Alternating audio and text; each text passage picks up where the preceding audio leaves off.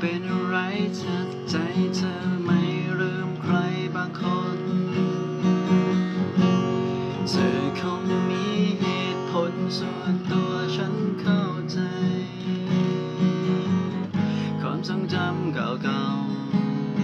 ๆถ้าหากเธออยากเก็บเอาไว้ก็เก็บเอาไว้หากเธอนั้นรู้สึกดีจะไม่ถามเรื่องราวอะไรทั้งนั้นใจของฉันยอมรับทุกอย่างที่เป็นเธอเธอไม่ต้องกังวล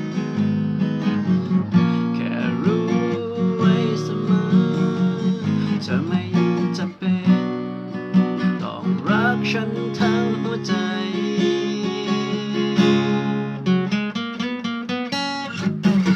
รักฉันเท่าที่ใจเธออยากรักเธอไม่ต้องลำบาก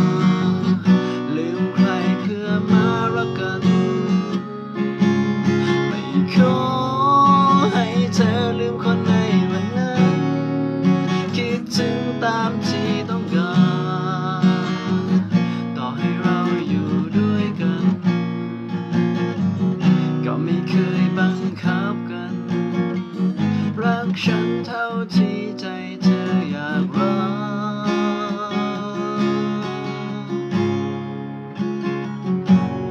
ในความรักฉันไม่เคยมีเงื่อนไข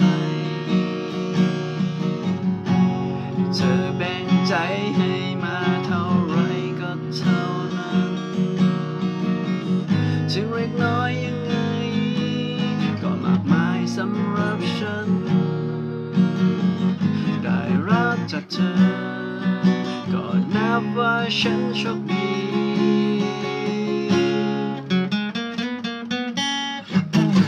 รักฉันเท่าที่ใจเธออยาก